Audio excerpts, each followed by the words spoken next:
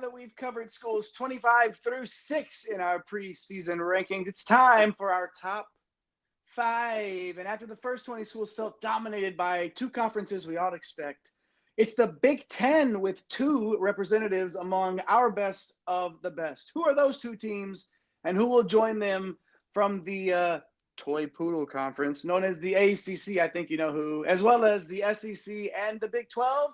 The captain, Mike Holland, joins me as we quickly recap our top 25 countdown that's currently released, and then get to the creme de la creme right now, recording live from somewhere. This is One and Done. Get out the insurance cards, get out the copays. The office is open, my friends. Brought to you by drroto.com. It's time once again for everybody to come aboard at One and Done train. Welcome to One and Done. Bienvenidos a todos a One and Done, your fast break of college basketball información.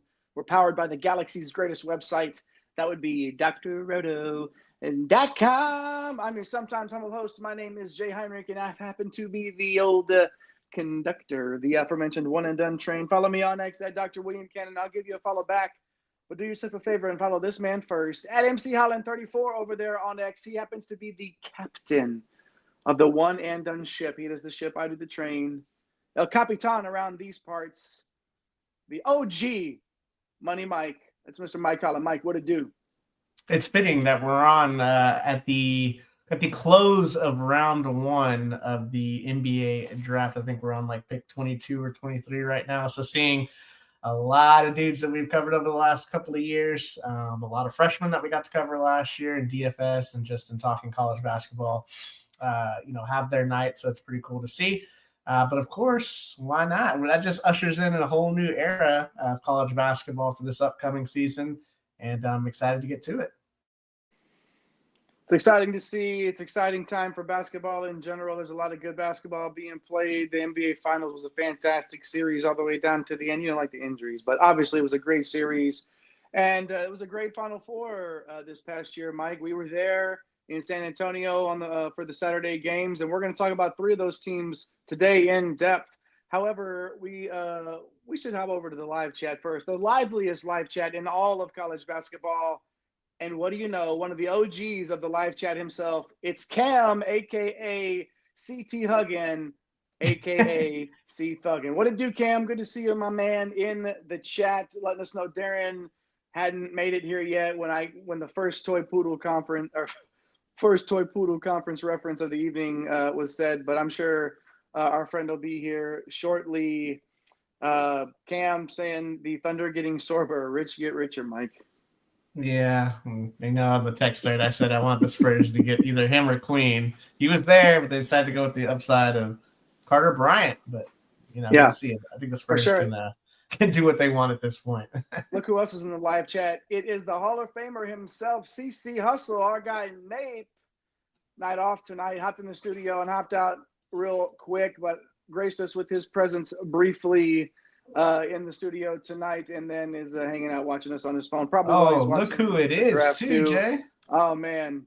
Oh, Thunder up. Now softball. We don't hear from him during softball season, but we. Another OG, Forklift Jeremy. What's up, my man? Good to see you in the live chat as always. Hop in there with Cam and Forklift Jeremy and our guy Nape, and follow Nape at the Real Napier. Follow our guy Eric the Blue at the no. That's at the Real Napier. Eric the Blue is at Who's that? Nav in those Twitter streets. Oh, there we go. At Fantasy Nav in those Twitter streets. Eric the Blue, hop in with 1,548 of your closest friends who subscribe to this fine basketball channel, and you should do the same. Push that button. Let's get up to 1550 tonight before we get off the air. All right, Mike, let's not bury the lead anymore. Let's get to this top 5. But first, a quick recap. We're going to go run down 25 through 6 real quick. And Mike, stop me at any time if you want, or give me a recap at the end, however you want to go here. 25, Mike, was Creighton. 24 is NC State. Obviously, that was before Paul Mbaya decommitted, I should say, to the team that we have at number 23, which is Kansas. Obviously, a big get for them. Number 22, Michigan State, who lost FAU transfer Caleb Glenn to injury. So, they're a top 25 team because Tom Izzo's their coach. It is what it is. North Carolina at 21. That's right. Cam, let us know what you think about that in the live chat. Illinois at 20. Tennessee at 19. Gonzaga at 18. Louisville at 17. Iowa State at 16, who lost Eastern Washington transfer guard Mason Williams to injury for the year. And actually, our guy Cam broke this on live on air to us when this happened. Yeah. But so Iowa State's still a good team, though. Number 15, Auburn. 14, Arizona. 13, Alabama. Number 12, Arkansas. Number 11, UConn. Can't kill them no matter what. Number 10, UCLA. Number 9, Big Blue Nation. It's Kentucky. We're sure to see a spike in viewership now because we said the 4 magic words, Big Blue Nation and Kentucky. Texas Tech at number 8. We are very high on Texas Tech here on One and Done. We are also very high on BYU at number 7. And then St. John's coming in at 6. Mike, the only team from last year's Final Four that did not make our top 5 for the upcoming year is Auburn. They came in at number 15 in our preseason top 25. What are your thoughts on the 20 teams that we just ran off there before we get to the top 5? Yeah, I mean, unfortunate for Michigan State and Iowa State. As we circle back, obviously we got to go through summer workouts. We'll have fall practice. We'll redo our top 25 if we get any more injuries. For NC State, I don't really think that moves the needle. Although NC State fans tried to tell us that he was going to be this game changer, the next big thing. Yeah, and he's going to be the backup there at Kansas. And then, Michigan State, like you said, Tom Izzo, Caleb Glim's going to be a big part of what they do. They're probably still going to end up in our top 25 a week out from the season.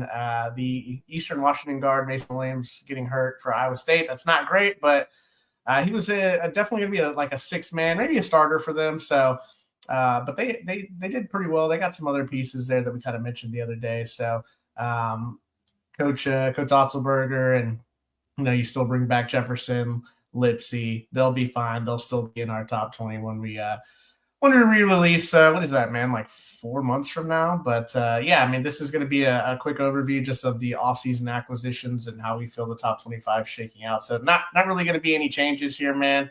Let's get rolling to this top 5 though.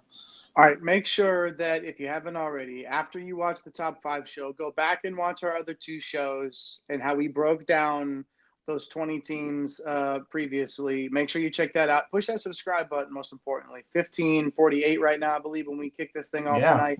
Let's get up to 1550. If you haven't hit that button, show your broskies in basketball some love and do so. And follow us at One and Done CBB on all the socials. We would appreciate that as well. All right, let's get to it, Mike. Without further ado, it's our top 5 of the preseason. And we're going to start with one of those Big Ten teams I alluded to in the open, and it's the Michigan Wolverines, a 27-10 record last year, 14-6 in the Big Ten, good enough to earn them a 4 seed. The tournament just kind of escaped UC San Diego and then beat Texas A&M before losing to the number 1 seed Auburn.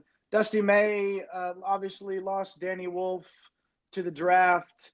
And then Trey Donaldson and Sam Walters both hit the portal along with Justin Pippen. So this is a team, Mike, still a lot to look at from a positive perspective. Dusty May as a coach, he can get it done. But can Michigan, take that next step forward as a consistent program now under Dusty May?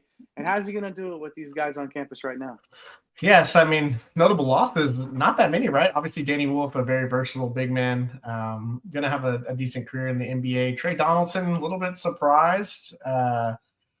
He had a really solid year for them. Sam Walters, Justin Pippen, more depth pieces for them. So that means they're bringing back some guys. Roddy Gale, who had a roller coaster of a season. He's back. Namari Burnett, who was a few years removed from a pretty bad injury and at spurts, looked really, really good. And then you got some younger guys like LJ Kaysen. Will Cheddar, not quite as young, but he's been around the program for a while. So a floor spacer for them. So those guys are coming back. So that's a couple of starters. Gale and Burnett were in the starting lineup for most of the year last year. And then, the reason why they're in our top 5, it's because of this portal haul, man. Now you're bringing in Yaxel Lindeborg, who is, I'm surprised. His name called tonight. Right. Like we were like, he's going to be a top 20 pick. Like, what are we doing here? And the money's good. He likes college. I don't know. Here we are. But hey, Dusty May did his thing. Landed one of the top transfers in the entire country. This guy is a double machine. He can block shots. He can run your offense. He can play a little point forward for you. He can stretch the floor. Like there's not much he can't do on the basketball court. So he's obviously a huge factor of why they're in the top 5. Another huge reason is Morez Johnson coming in from Illinois, who at times last year looked pretty dominant in his limited role there for Illinois. Got a little more time with the Ivicic having some injury issues and things like that. So we got to see him a little bit more extended. But he is a very, very good big man going into just his second year in college. So expect him to take another leap forward. Everyone's favorite UCLA big man, Adi Mara. I don't know what Coach Cronin was doing. This guy per minute is an absolute monster just on both ends of the floor. Now you insert him into this front court, and I don't really know that you can say that there's a better front court than Lindeborg, Johnson, and Mara in the entire country. So it's pretty scary. Then you put Elliot Cadeau, who's kind of the wild card that you throw in with this backcourt. So I look at it here, man. I think it's going to be Cadeau, Gale, Burnett, Lindeborg, and Johnson starting. Mara off the bench. You have some international flavor. Cordell coming in from Germany. He's a forward. Some nice high school pieces coming in. Number 21 on the 24/7 composite. Trey McKinney. Winters Grady, great name. Guard. He's number 65 on the 24/7 composite. So look, Jay, like Torvik has these guys 4th overall.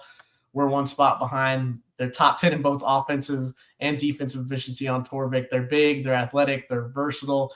I think you could legit slide Lindeborg down to the 3 and play all 3 bigs together. That's how good Yaxel Lindeborg is. My problem here, Jay, is that we've spotlighted Elliot Cadeau and his outside shooting struggles, although he's progressed a little bit. Roddy Gale and his roller coaster, right? Amari Burnett is going to be pretty solid for them as an outside shooter, but you want to surround these bigs like Morez Johnson and Adi Mara with some floor spacing. So that's going to be a huge question. Is there enough outside shooting here, man? Is there any doubt that this is the team in the top 5 with the largest range of outcomes, a possibility? Yeah, man. It just feels like that. It feels like a team.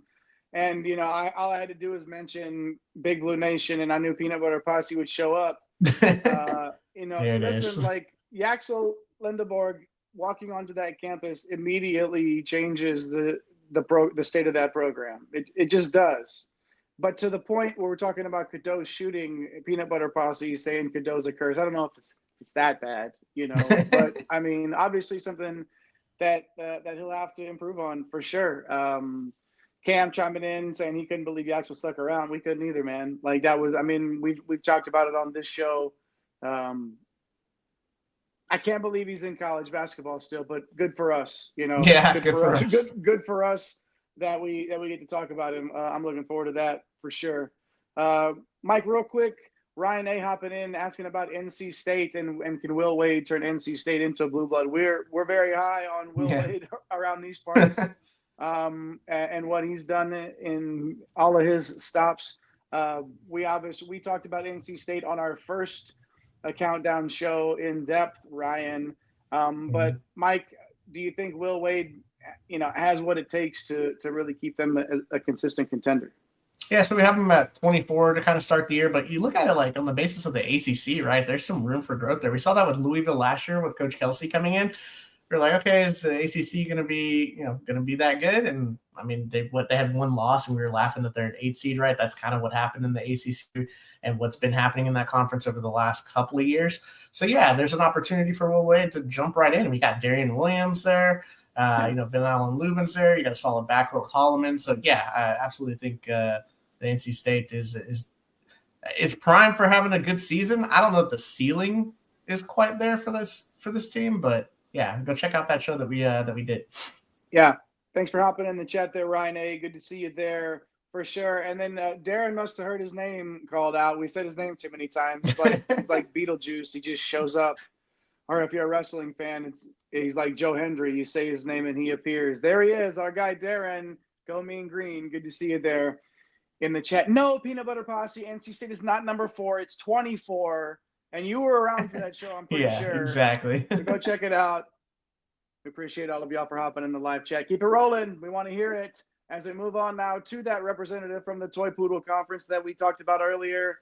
And we just talked about NC State being able to sort of have a look at it. How about Duke, Mike, at number 4? 35-4 last year in the regular season, or overall, I should say, 19-1 in conference. Number 1 seed, obviously, made that run to the Final Four. We saw them play in that Saturday game, and then that tough one, that last minute collapse, it's one of the wildest things that I ever saw in person. Like, just an absolute crazy atmosphere to be around, and then it just happened. It all happened right there, right in front of us. John Shire will look to make sure that does not happen again, but it's going to be tough. Obviously, Cooper Flagg just got picked number 1 overall. Conkaneppel, number 4 pick overall. Mike, it's been a while. It was a long time until another Duke player was drafted, right? Oh no, Maluach was number 10. The big man got picked number 10, and then of course Tyrese Proctor is no longer on campus as well. And then Sion James, Mason Gillis graduates. Nobody left in the portal, Mike. So that means that is a stacked roster of people that know Coach Shire's system, have played some meaningful minutes on this Duke team, and Coach Shire and the Blue Devils look to be poised for another deep run. Ooh, man, we got Chris D jumping in here telling us to get out, Jay, to get out. Duke will not be Come on, Chris. top 5. Woof. Okay, well, they're not going to be top 5. They play in the ACC. They're bringing in, I don't know, these guys with the last name Boozer. There's 2 of them, Cameron and Caden Boozer, the number 3 and number 24 players on the 24/7 composite, respectively. Oh, Nicholas Kaminia, he's number 15 on that 24/7 composite. Sebastian Wilkins reclassified. He's supposed to be a 2026 kid. Well, he's coming. When he reclassified, he's still in the top 50 of the 2025 class.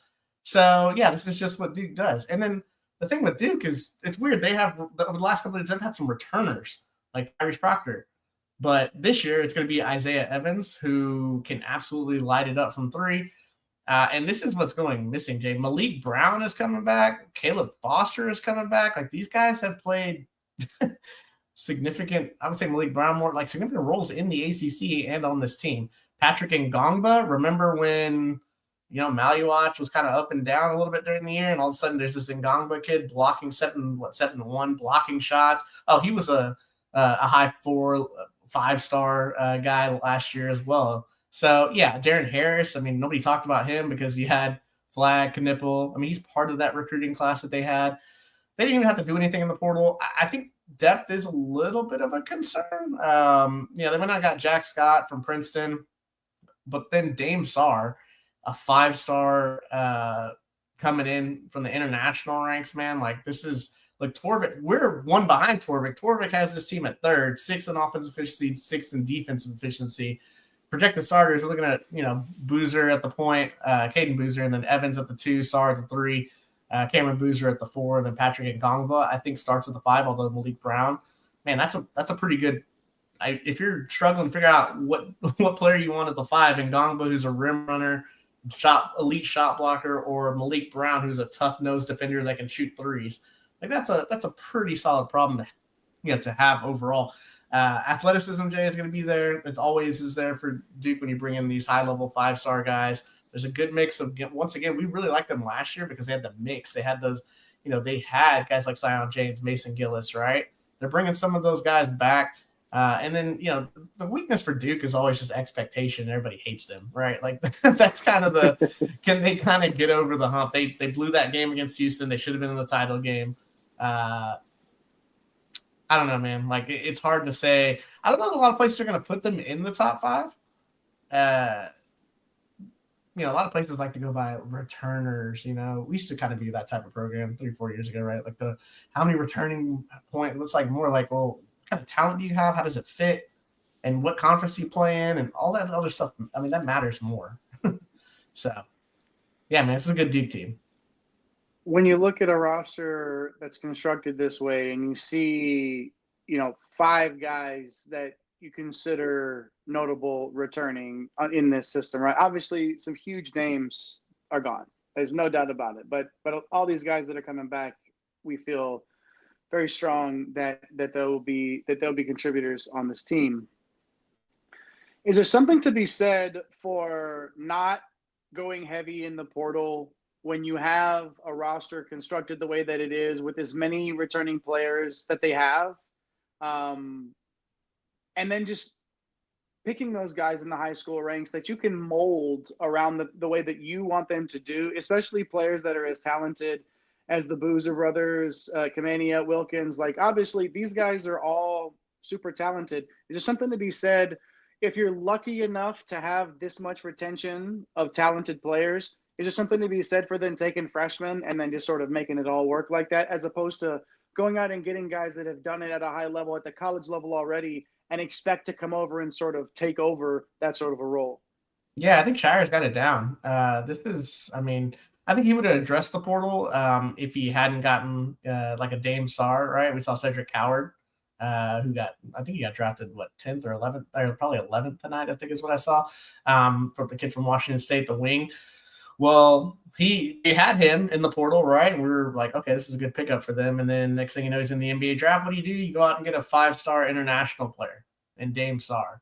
So, like, yeah, I mean, I think, you had issues at who's going to play the 4. Cooper Flagg's gone. Well, Cameron Boozer is a top 3 player in high school that happens to play power forward. It's like, okay. And then you got Ngongba coming back, who, I mean, he has first-round talent.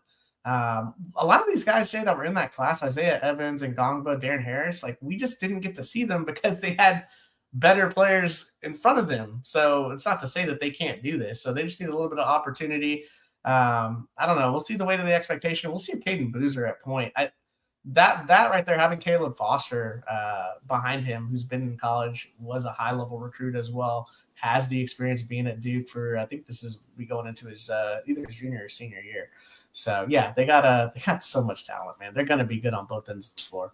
I think there is a little bit of downside defensively, but I think offensively, like, they're going to be really good again. There's something to be said about a guy like Foster that in probably not going to be the day one starter on this team, but what he brings to this locker room, to these young players, and to just everybody in this system with Coach Shire, like, there's levels to this, man. Caleb Foster will be a big part of this team for sure. All right, let's look at this live chat. It's like on fire. I feel like I was waiting for it to have my phone or my phone here to actually catch on fire, because of Forklift Jeremy talking about the Thunder again. Nick Clifford, of course. Yeah, yeah. So annoying. They got Sorber and Nick Clifford. Yeah, that's okay. All right, Mike. So before we move on, I saw this peanut butter posse talking about high school players coming in and just taking over as this 2010. Like, look, you don't have to take over.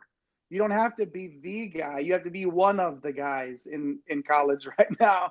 And when you're that talented, Mike, like, it's just they're not going to ask them to be the guy right away, but that athleticism is just going to explode off the page. And when you're around that much talent, Mike, good things happen. But also, like, think about it. Like, how often do you get a top 5 high school recruit and they don't end up being the guy? Who were the top 5 last year? It was the one guy that didn't really, I think Jalil Bethea was number 4 on 24/7.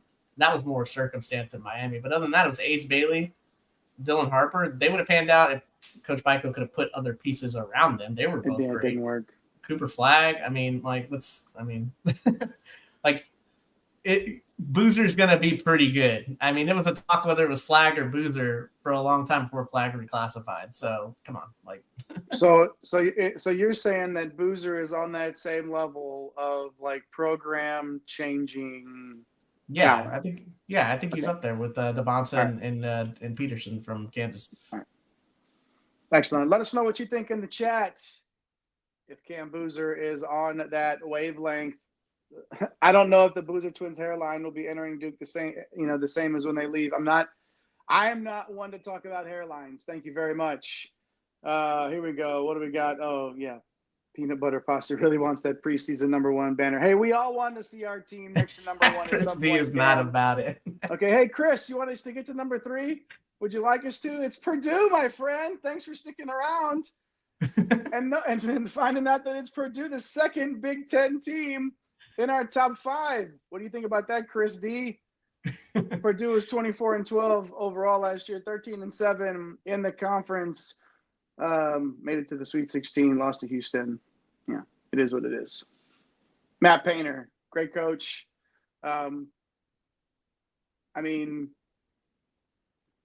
Didn't exactly. Heidi in the portal, right? Yeah. And then Colvin. Miles Colvin went to Wake. But then other than that, this is the team that didn't really have to go out, and another team that didn't have to go out and reload because there's just so much talent here coming back from Matt Painter and the Boilermakers.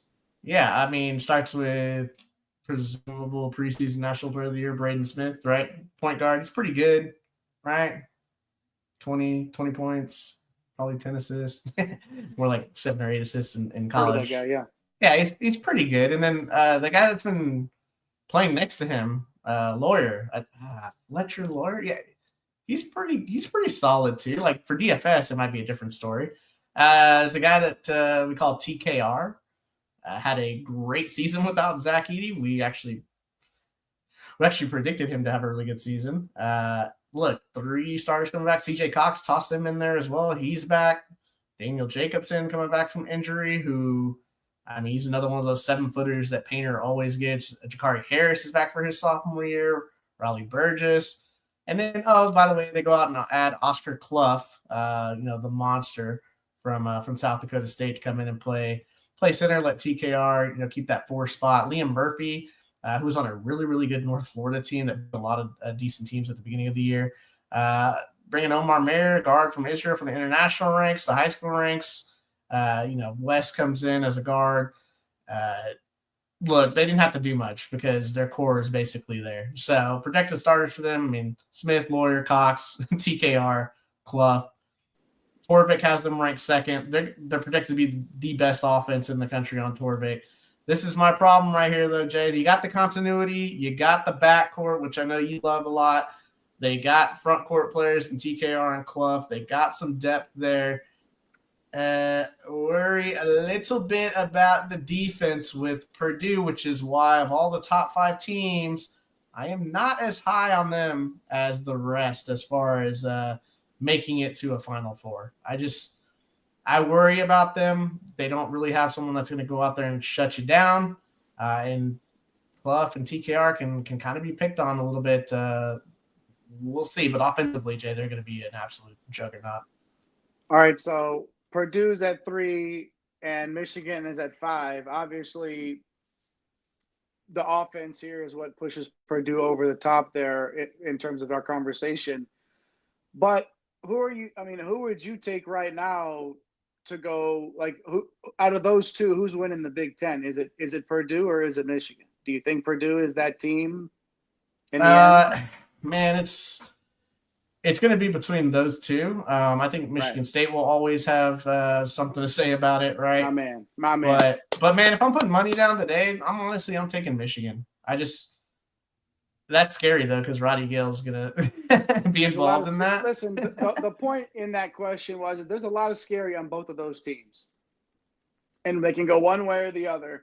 Some wide ranges of outcomes. I still think Michigan's range of outcomes is larger than Purdue's, just because 100%. Purdue has probably the high floor of all these top 5. Yeah, they can outscore anybody on any given night, regardless. They can beat you 95-88 if they have to, and they might on some nights, to be honest. But that's okay. You got to win games different ways, and Purdue will do just that. Oh, man, I love the live chat. Love you guys. Peanut Butter Posse is just fuming. I wish I could. I bet the steam is coming off his head right now. That's how we love it. Keep the live chat rolling for sure as we get to, Mike, the number 2 team in our top 5. Chomp, chomp. It's Peanut the Butter's Gators. favorite team.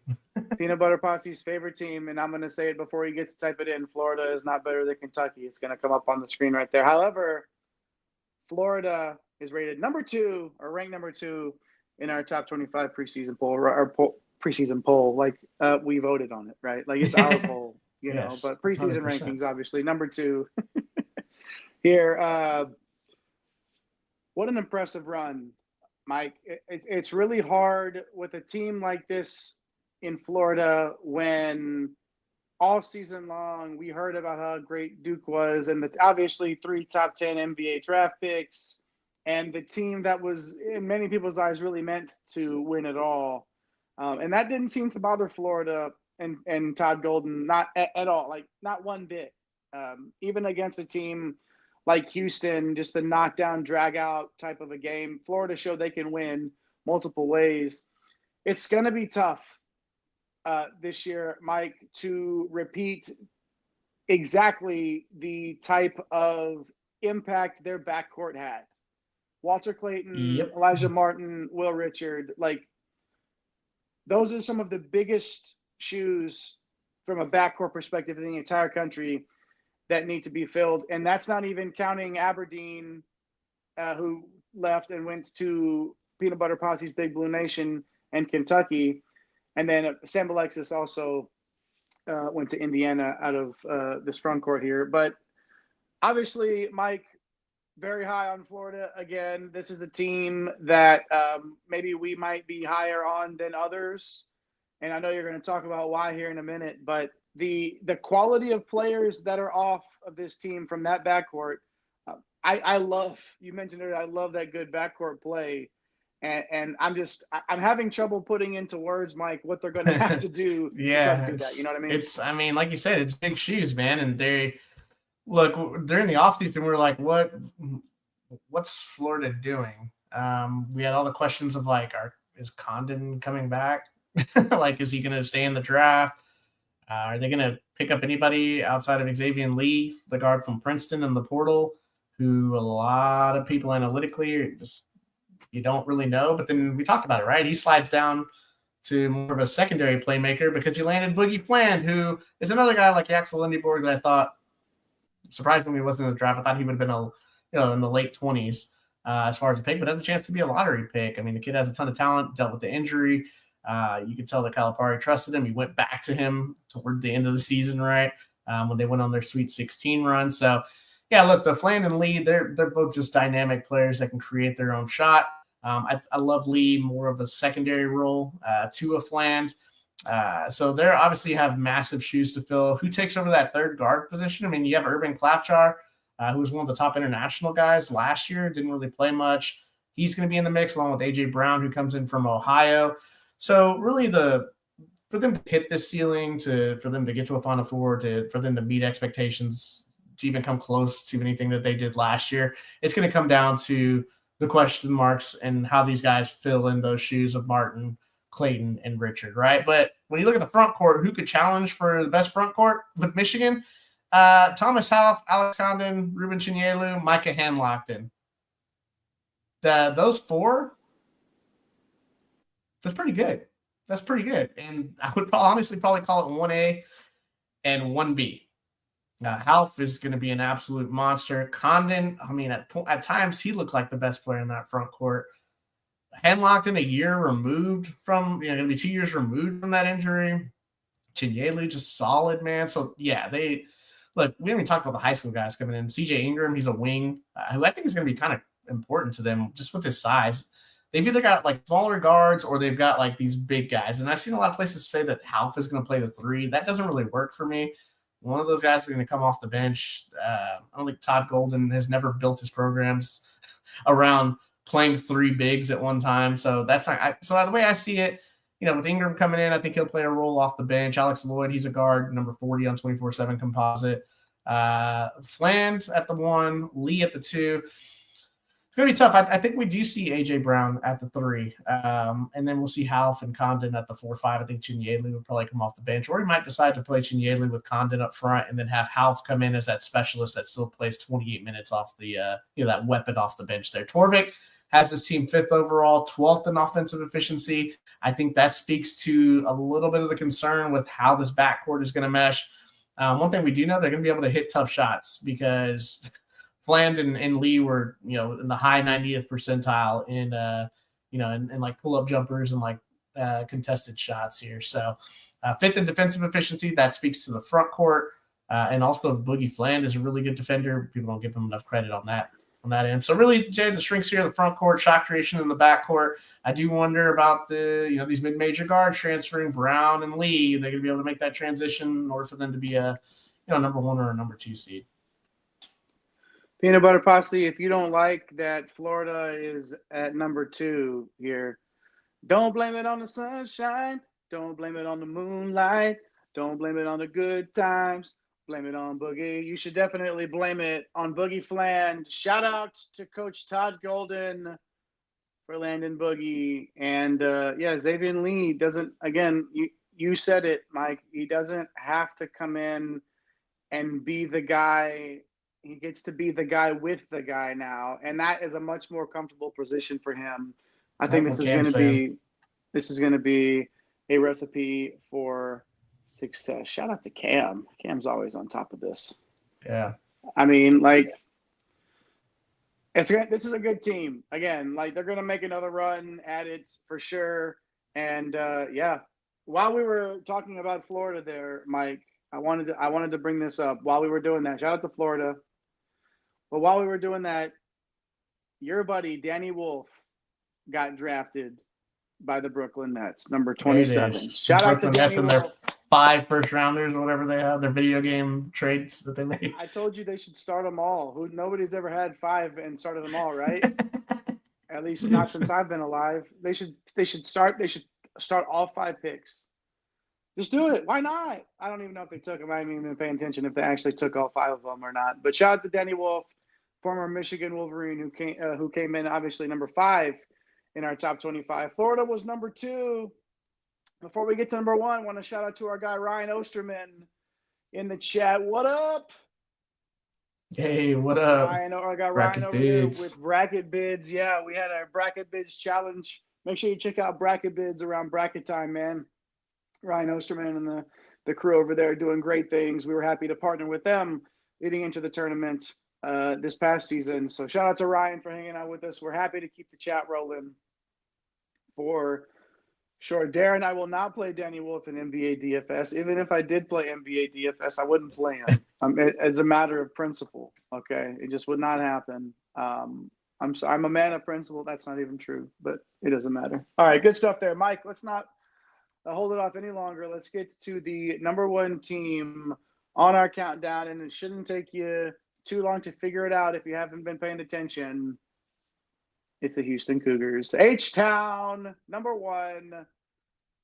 I can't even make the Cougar High joke anymore because as a Longhorn fan, because it's just they're it in this state right now in terms of the basketball program, and Kelvin Sampson has a ton to do with that. A 1 seed last year after going 35-5 overall and a 19-1 record in the Big 12. Let's talk about how difficult that is to accomplish in the Big 12. They weren't the best conference in the league in the country last year, but they were the second best, and Houston went 19-1 in that conference. And then we talked about Florida finding a way to beat a team like Houston in the national title game, a devastating 2-point loss there for the Cougars, but obviously a not so devastating 2-point win for the Gators. So when you look at who's out now, Mike, LJ Cryer, Roberts is out, Francis is out,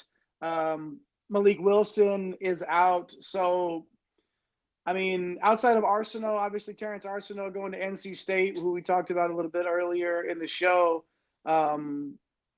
because of the live chat question there. I mean, this is a team, Mike, where you look at the backcourt not just the backcourt, though. I mean, you got three guys coming back here that you just point at and you know exactly what you're going to get. You know exactly how they're going to make your team better, and you know they're going to do it every single night. This is a great team. Number one on our top 25, Mike. Tell me what you think about the Cougs.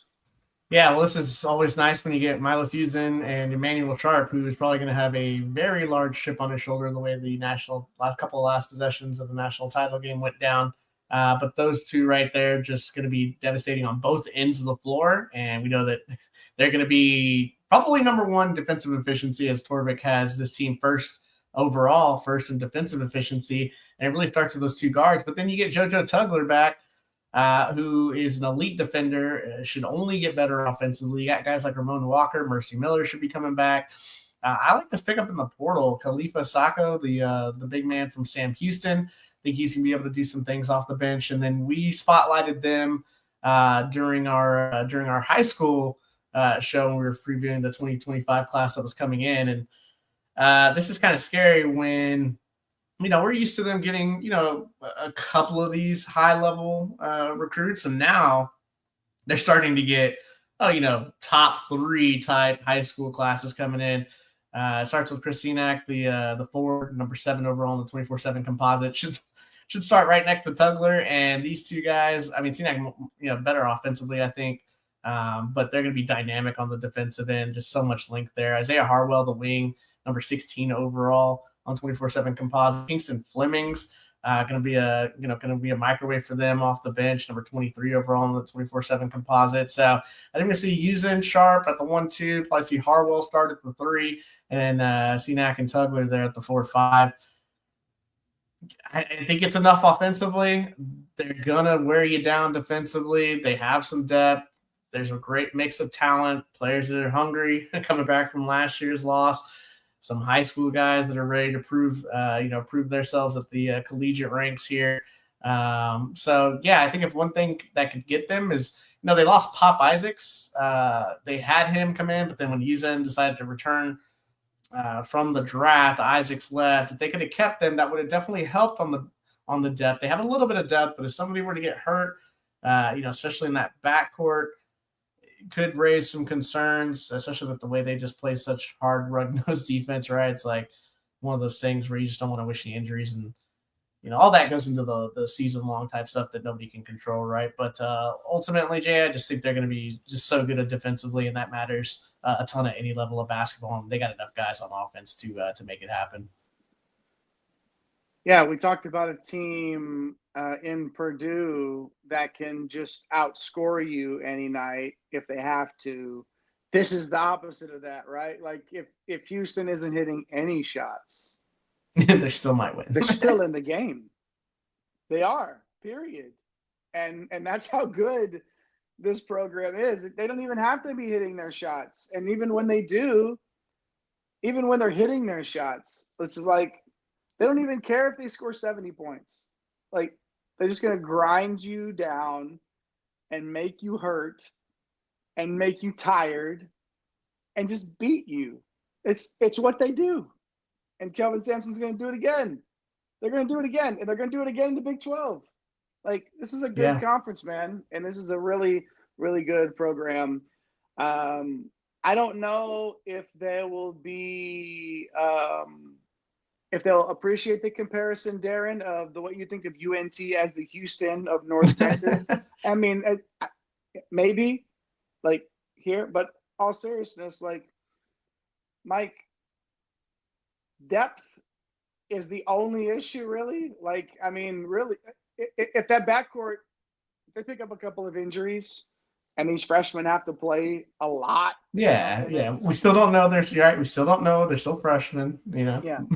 But you can say that about anywhere in the entire country, 100%, right? 100%. If there's injuries and you have to push your freshmen into meaningful minutes early. But even then, like, again, just, are you going to score 65 against Houston? Good luck. Good luck, for sure. Oh, man, good luck hopping in this live chat. Do I know what Charles says about San Antonio women? No, I don't. I mean, I do, but I'm not going to repeat it. Peanut butter posse. All right, very good. Florida's not going to miss a beat with these new additions. Scary good. Vanderlei, good to see you in the chat. Thanks for that. I don't think Florida is going to miss a beat either.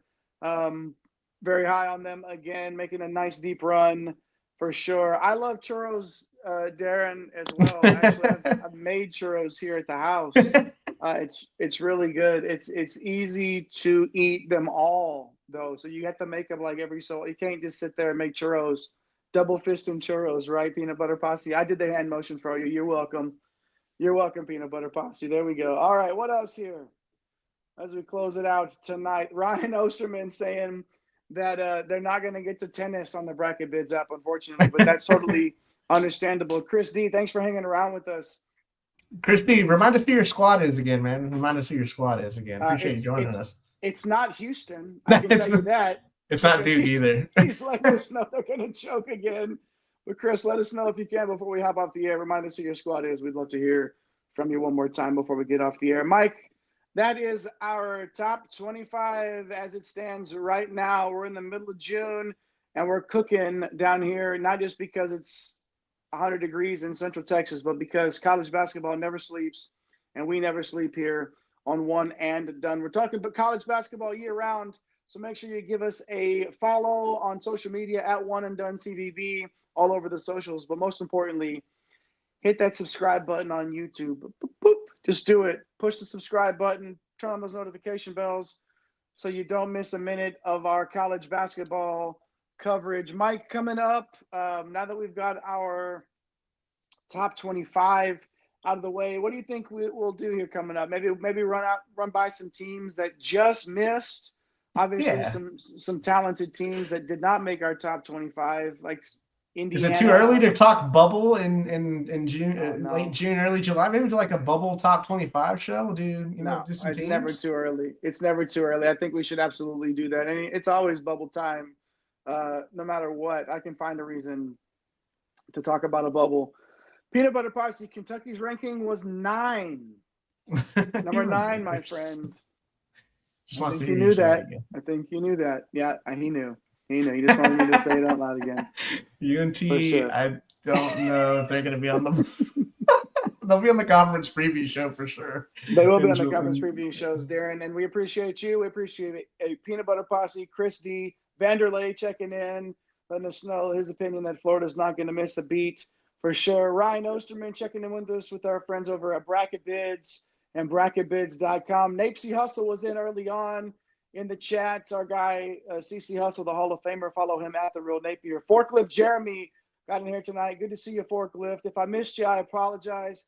But the live chat was hopping as usual tonight, so sometimes it's hard to miss a couple of names. So we did not rank them number 9 because they're going to win their 9th championship, Peanut Butter Posse.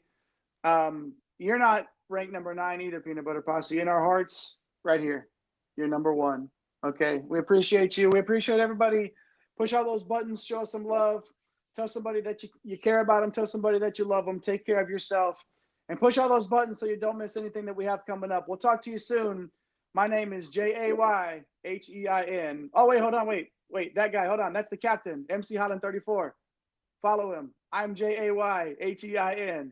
RICH. Come again. We'll see you. Peace. Thanks for stopping by the office. Get your fantasy prescription by subscribing to the channel and checking out drroto.com. And until the next visit, be well and take care.